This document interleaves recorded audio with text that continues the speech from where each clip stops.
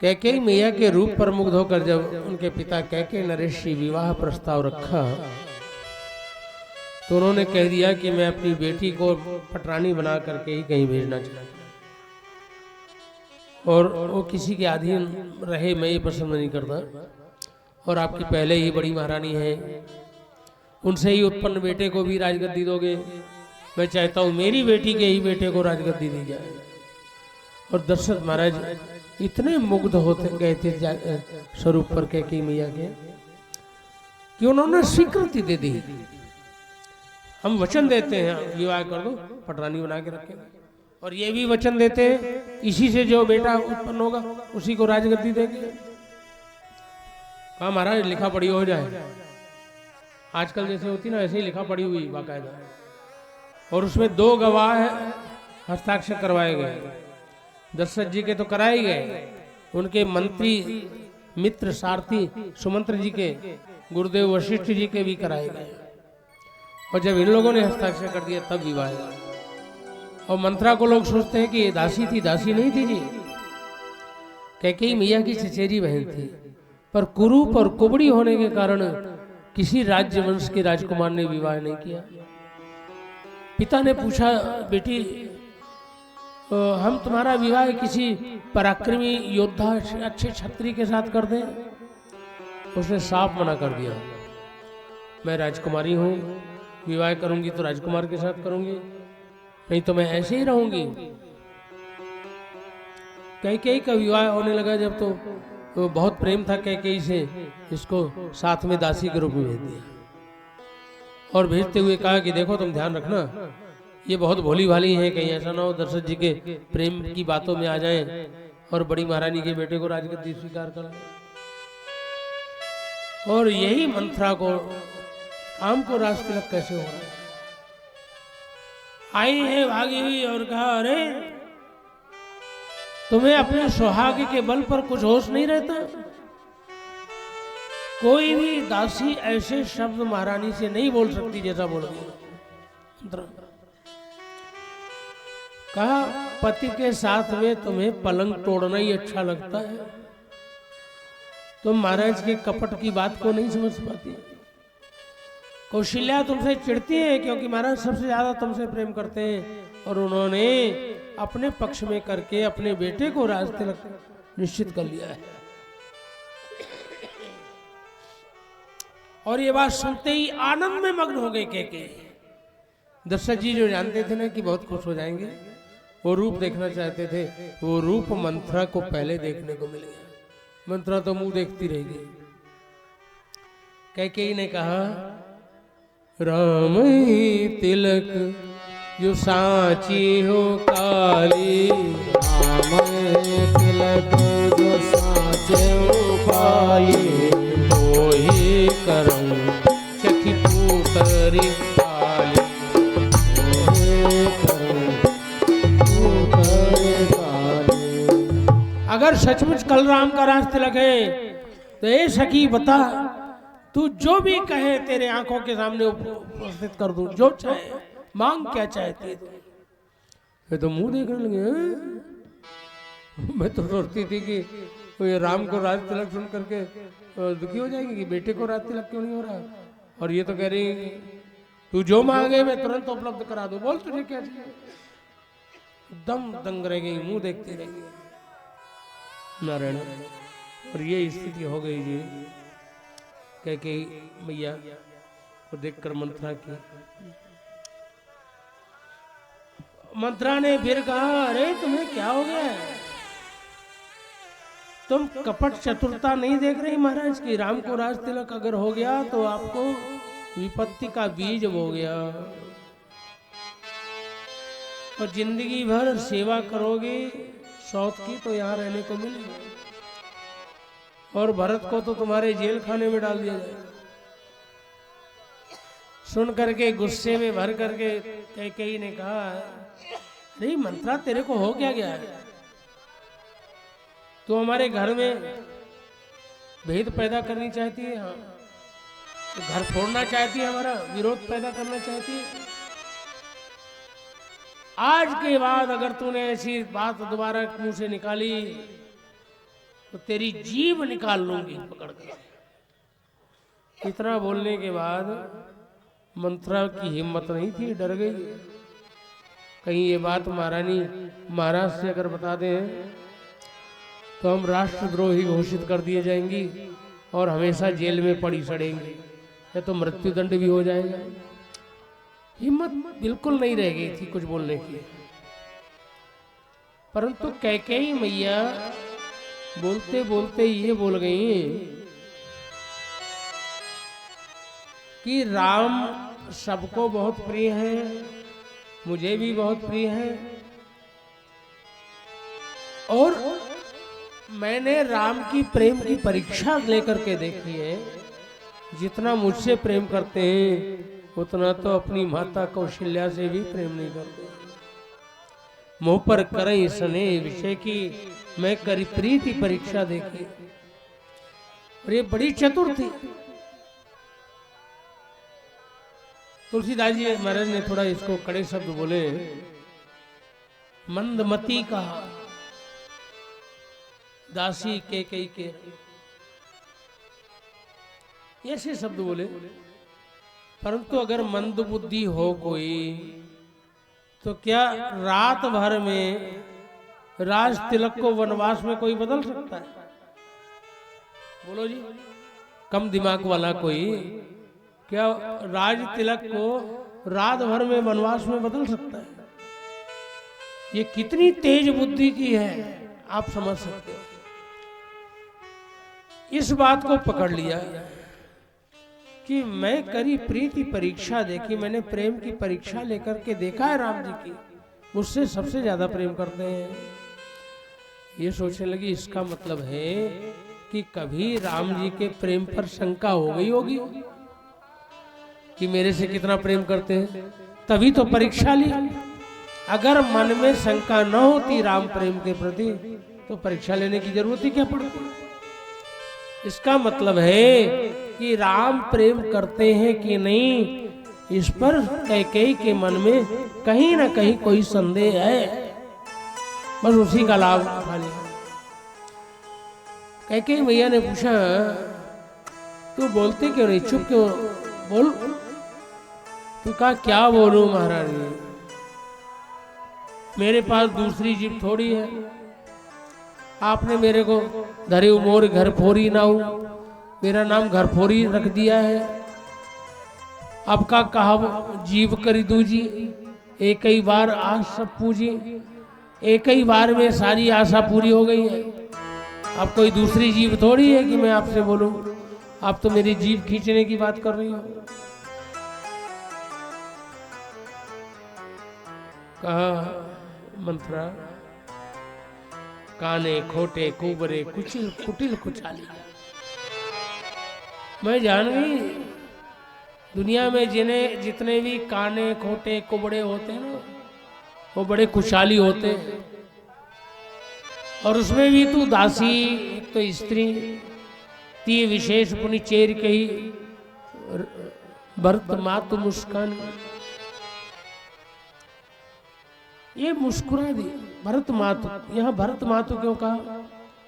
क्योंकि भरत जी का स्वभाव बहुत अच्छा है और ये मुस्कुरा के बोल रही है। क्यों?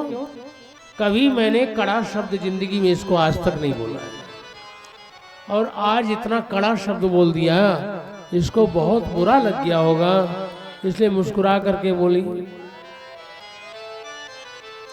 और कहा प्रियवादिन सिख दीन हो तो ही, सपने हो तो ऊपर कोप न मोही। अरे सपने में भी तेरे ऊपर मुझे गुस्सा नहीं हो सकती, मैंने तो केवल तेरे को शिक्षा दी है, इसलिए ऐसा कह दिया। अरे हमारे सूर्यवंश का तो ये स्वभाव ही है, बड़े बेटे को राजगद्दी मिलती है और छोटा बेटा जो है वो सेवक बनकर के सेवा करता है। इसलिए राम को राज तिलक, ये इसमें तुम्हें दुखी होने की कोई हो। तुझे भरत की सौगंध है, सच सच बता, केवल यही बात है कि कोई और बात है? कहा महारानी भरत की सौगंध मत दिलाओ। अरे हमारा तो भाग्य ही फोड़ने लायक है। विधाता ने हमको कुरूप बना दिया तो इसमें हमारा क्या बस। फिर भी हम आपके भले की बात कहेंगे। जो आपको खुश करने के लिए चापलूसी करते हैं, ठकुर स्वाति कहते हैं, वो आपको प्रिय है। और मैं कड़वी हूं क्योंकि आपके हित की बात बुरी लगे फिर भी कह देती हूँ। अरे हमारा भाग्य ऐसा है, पर आपका बुरा नहीं देखा जाता। जा रहे जोग स्वभाव हमारा अनुभव देख न जाए तो तुम्हारा बुरा नहीं देख सकते।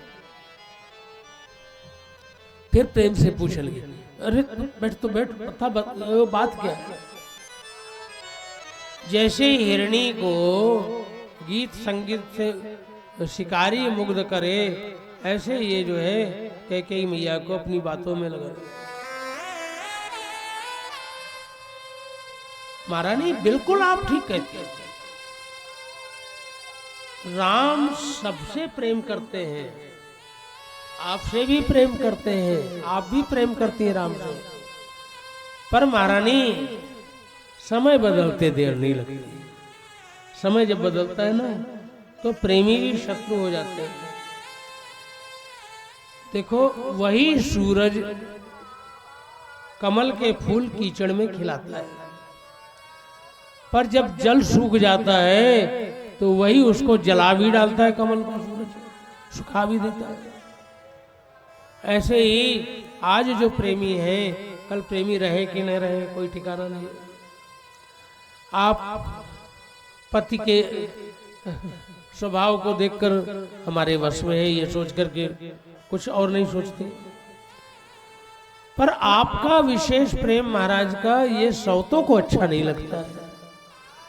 और इसीलिए राम की माँ ने सौतिया डाह के कारण अपना काम बनाने के लिए और सैकड़ों सौतों की कहानियां सुनाना शुरू कर। कद्रू ने झूठ बोलकर छल कपट करके विंता को कष्ट दिया था। अरे ऐसे सैकड़ों सौतों की कहानियां सुनाई कि कैकेयी मैया को विश्वास हो गया कि कौशल्या ने ही जो है मेरे खिलाफ ये चाल चली होगी। एक मनोविज्ञान का सिद्धांत है कि पूरी की पूरी 100% झूठी बात वो भी अगर किसी के सामने बार बार कही जाए तो एक समय तक झूठी लगती है, और कुछ समय बाद 100% झूठी बात भी सही लगने लग जाती है। वही हो गया कैकेयी मैया को। कैकेयी मैया कहने लगी क्या होगा, कहा तुम दासी बन करके रहोगी तो यहाँ गुजारा होगा, और नहीं तो लक्ष्मण को तो जानती हो, तो राम के सेवक है, वो तो जिंदगी भर सेवा कर लेंगे। पर भरत बंद गए सही, तुम्हारे बेटा भरत जेल में डाल दिए जाएंगे। है ऐसा नहीं हो सकता। नैहर जन्म भरब में माई, और जियत न करब सवत सेवकाई। दासी के प्रति इतना भाव बन गया, तू तो मेरी माँ है, माँ की तरह मेरा भला सोचती है, पर मैं पूरा जिंदगी बिता दूंगी मायके में, पर जीते जी सौत की सेवा नहीं करूंगी। ऐसी बातें कैकेयी मैया कहने लगी। मंत्रा कहती अरे कैसी बातें करती हो। मैंने ज्योतिषियों से विचार किया है, कराया जब, तो उन्होंने रेखा खींच खींच करके बताया भरत भुआल हो ये साची। मैं सच कहती हूँ, भरत ही राजगद्दी पाएंगे, अयोध्या के महाराज भरत ही बनेंगे, भरत के अलावा कोई दूसरा नहीं होगा। वो कैसे होगा? महारानी आप बहुत बोली हो, आपको याद नहीं है एक बार देवासुर संग्राम में महाराज जब इंद्र का सहयोग करने के लिए इंद्र ने बुलाया, जाने लगे थे, आप भी साथ में चली गई थी, और वहां पर बहुत भीषण युद्ध हुआ था। महाराज एक बार जो है शत्रुओं से घिर गए, वो जिधर से जिससे लड़ रहे थे ध्यान उधर था, पर दूसरे शत्रु ने बर्छी फेंक करके मारा। आप रथ चला रही थे महाराज का, आपने देखा कि महाराज तो अपने मोर्चे में उधर लड़ रहे हैं और बगल से दुश्मन इतनी बड़ी बर्छी मार रहा है, महाराज को बर्छी लग जाएगी तो प्राण निकल जाएंगे। तो आप तुरंत घोड़ों की लगाम पैर से दबाई और ढाल लेकर के सामने खड़ी हो गई, और वो बर्छी ढाल में टकराकर जोर से खन की आवाज हुई, बर्छी नीचे गिर गई। महाराज देख के कांप गए, अरे इतनी बड़ी वजनदार बर्छी, अगर महारानी आज ढाल लेकर के बीच में ना गई होती तो ये तो मेरे शरीर को फाड़ के आर पार निकल जाते और मेरे प्राण ही निकल जाते। दंग रह गए और कह के भैया मुस्कुरा दी और मुस्कुरा के फिर रथ चलाने लगे। पर दूसरी बार जो अच्छे चालक होते हैं ना, वो थोड़े परिवर्तन में गाड़ी के वो जान जाते हैं। अचानक रथ चलते चलते उसकी गति लड़खड़ा गई। कैकेयी समझ गई कि यहाँ पर तो बिल्कुल समान जमीन है और ये रथ लड़खड़ाया क्यों, कुछ कमी पहिए में आ गई क्या। जैसे ही देखा तो देखा क्या कि धुरी में पहिए की जो कील लगी हुई थी वो कील घिस के टूट के गिर गई थी। देखा चारों तरफ से शत्रु घेरे हैं, अगर हम तो इसकी व्यवस्था यहाँ क्या करें युद्ध में। तो उन्होंने अपनी छोटी उंगली उसके अंदर लगा दी और रथ भी चलाती रही, पहिए की धुरी में उंगली लगाए रही। और जब युद्ध पूरा हो गया महाराज को पता चला, अरे देवी आज आपने 2 बार हमसे हमारे प्राण बचाए, एक बार तो बर्छी से बचाया और दूसरी बार रथ के पहिए से बचाया। हम आपके ऊपर बहुत प्रसन्न हैं, जो भी इच्छा हो हमसे 2 वरदान आप मांग लो।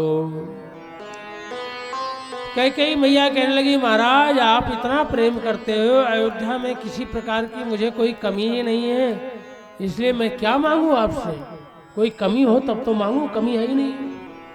तो महाराज ने कहा, देवी कोई बात नहीं, अगर आपको अभी कुछ मांगने की इच्छा नहीं है तो ये 2 वरदान आपके हमारे पास अमानत है, जब भी कभी कुछ मांगने की इच्छा हो तो मांग लेना। अरे मैं तो भोरी हूं, मैं तो सब भूल भाल गई, अच्छा हुआ तूने याद दिला दिया। कहा, पर देवी इन वरदानों का सही मांगने का समय अब आ गया, तुम कोप भवन में चली जाओ और जब तक राम की सौगंध खा करके न कहें कि जो मांगोगी देंगे तो मांगना नहीं। क्यों? क्योंकि राम से इतना प्रेम है महाराज का कि वो बाद में बदल भी सकते हैं, परंतु अगर राम की सौगंध खा लेंगे तो फिर वो नहीं बदलेंगे बिल्कुल।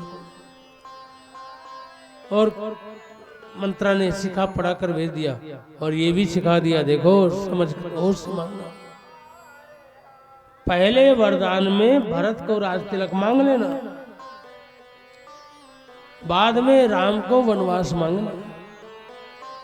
क्योंकि अगर तुम गलती से पहले ही राम को वनवास मांग लोगी तो महाराज इतना प्रेम करते हैं राम से कि फिर वो दूसरा वरदान भरत को राज तिलक देने लायक ही नहीं रह जाएंगे और तुम्हारा वरदान अधूरा ही रह जाएगा। सिखा पढ़ा करके भेजा है।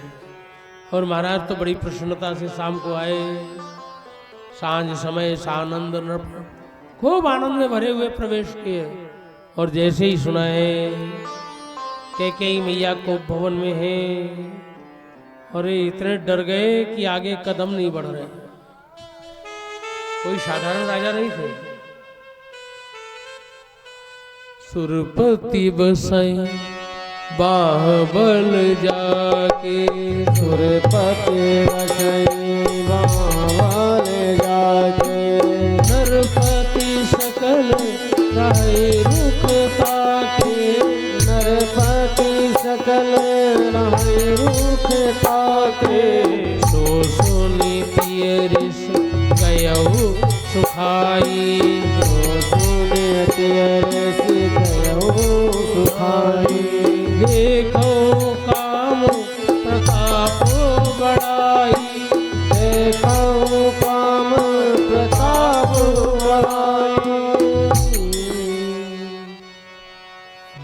बहादुर योद्धा अपने हाथ में तलवार को रोक लेते हैं, वो भी काम के हाथों पराजित हो जाते हैं।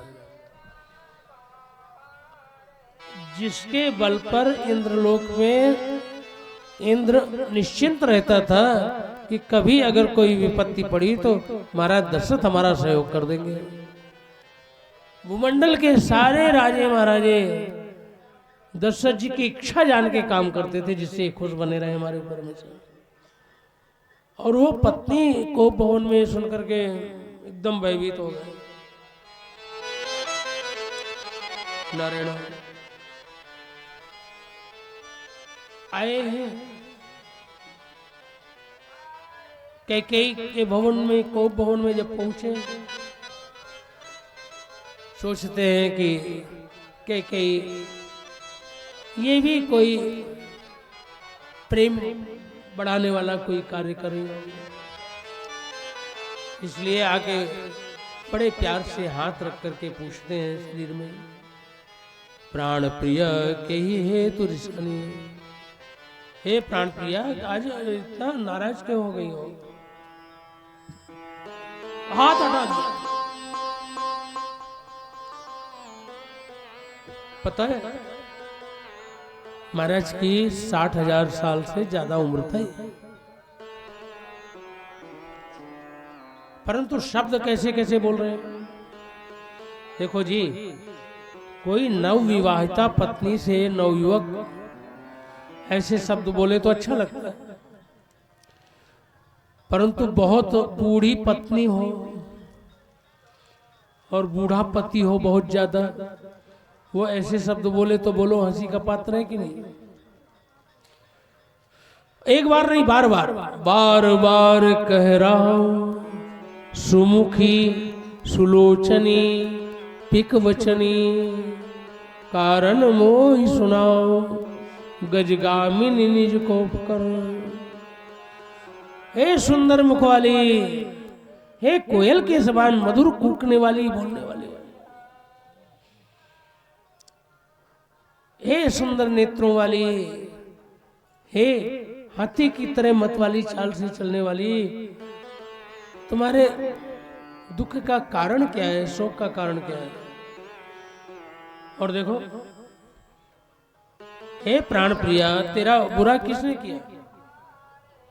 कही दुई सिर के यम चालीना, किसी के क्या दो सिर है क्या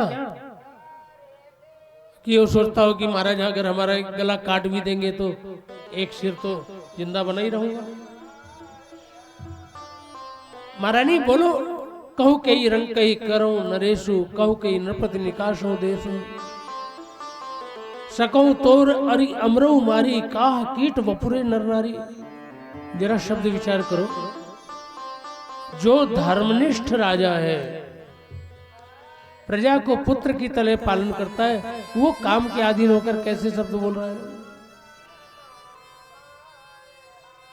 तो बता, किस भिखारी को राजा बनाना चाहिए? किस राजा को भिखारी बनाना चाहिए? अरे तेरा दुश्मन अगर कोई देवता हो तो भी उसको मैं मारने में देर नहीं करूंगा। अरे मृत्यु लोक के प्राणी तो कीड़े मकोड़े के समान है, इनको मारना क्या बात है? और सचमुच महाराज ने जो कहा किया। राम जी राजा बनने वाले हैं तो उनको देश निकाला दे दिया। भरत जी महाराज को कहो कई रंग कई करो नरेशु, उनको राज तिलक दे दिया, अपना वचन। अरे मैं सारा राज्य, सारे बेटे सब पूरा सबके सब तेरे अधीन है, तो बढ़िया गहने पहन, ये मोटे कपड़े पहन गहने फेंक करके ऐसा लगता है जैसे भविष्य क्या होने वाला है वो दिखा रही है। ये गहने शरीर में नहीं, अभी वो श्रृंगार शरीर में नहीं रहेगा आगे, ऐसा लगता है। अरे महारानी, मैं कल राम को राज तिलक देने वाला हूं, और ये बात ऐसे लगे जैसे पके हुए बड़तोड़ में कुछ छू गया हो, बड़तोड़ हो गया हो, पर उस दुख को सहन कर लिया। ये सोचते थे कि कितनी भी दुखी हो पर राम का राज तिलक सुन करके सारा दुख भूल जाएगा, खुश हो जाएंगे। और वास्तविकता थी भी यही। और बोल तू जो इच्छा हो बता, मैं रकुल रीति सदा चलाई, प्राण जाई पर वचन न जाई। मैं राम की सौगंध खा करके कहता हूं, तू बोल जो भी चाहे। और जब राम की सौगंध खाई है तो कहने कपड़ा पहनना शुरू कर दिया। जैसे हिरण को देखकर कोई बिल्ली जाल फैला रही हो पकड़ने के लिए। और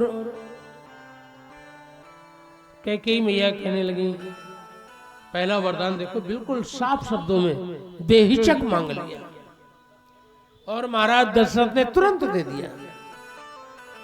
सुनो प्राण प्रिय भावत जी का, सुनो प्राण प्रिय भावत जी का, एक वर सही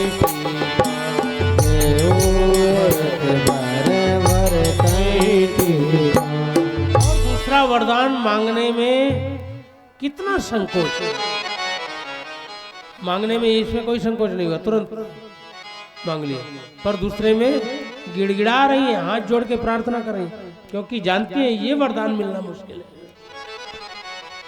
मांगो दूसर बर कर जोड़ी, हाथ जोड़ के दूसर बर कर जोड़ी, मनोरथ मोरी, इच्छा पूरी कर दो महाराज। मनोरथ मोरी, आपस वेश विशेष उदासी, आपस वेश विशेष उदासी, 14 वर्ष राम वनवासी, 14 वर्ष राम वनवासी। जैसे ही सुना है महाराज, जैसे छोटा पक्षी होता है, बिल्कुल जरा सा लवा, बाज का झपट्टा पड़ते ही जैसे घबरा करके इधर उधर छिपने लगे, छोटा पक्षी लवा जान बचाने लगे। वैसी स्थिति हो गई, शरीर का चेहरे का रंग बदल गया, एकदम कांपने लगे, भयभीत होकर। और कहा, तूने तो मेरे जीभ में जो है वज्रपात कर दिया, बिजली गिरा दी। अरे मत्था पकड़ करके आंख बंद करके ये क्या हो गया। जैसे योगी सिद्धि के समय अविद्या उसको भ्रष्ट कर दे, वही हाल मेरा हो गया। कौन अवसर का भयो गयो नारी विश्वास, योग सिद्धि फल समय जीवी यति अविद्या नाश। जैसे सन्यासी को योग सिद्धि प्राप्त के समय में अविद्या उसको पतित कर दे, वही स्थिति मेरी होगी। एक कैकेयी, तूने अयोध्या को उजाड़ कर दिया, तुझे हो क्या गया। भरत को राजगद्दी देने में मुझे कोई दिक्कत नहीं है। मोरे राम भरत दुई आँखी, सत्य कहूं करी शंकर साखी। मैं शिव जी की सौगंध खा करके कहता हूं, राम और भरत मेरे दो आंखों की तरह हैं। भरत राम में कोई अंतर नहीं है। तू चाहती है तो मैं भरत को राजगद्दी दे दूंगा, मुझे कोई दिक्कत नहीं है। मैं तो केवल राम को बड़ा समझ करके कह रहा था, पर तेरी इच्छा है तो कोई बात नहीं। पर कानन कहा राम कर काजू, अरे जंगल में राम जी का क्या काम है।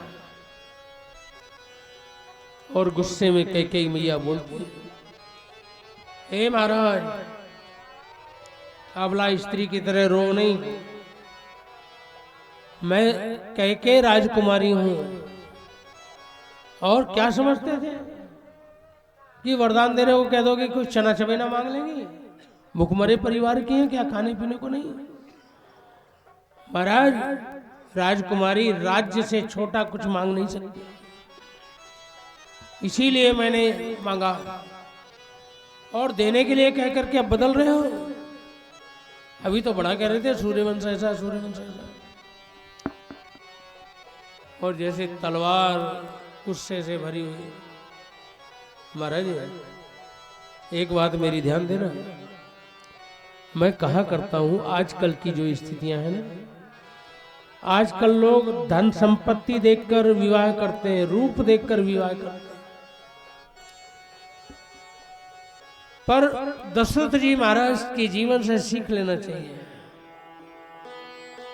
वंश देखकर विवाह करना चाहिए। अच्छे वंश की होगी तो हमारे परिवार में बहू बनकर के आएगी तो हमारे घर में आनंद होगा। और अगर गलत वंश की आ गई, कितना भी पैसा हो, कितनी सुंदरता हो, आपको बताएं कैकेयी जी के पूर्व का वंश का हाल।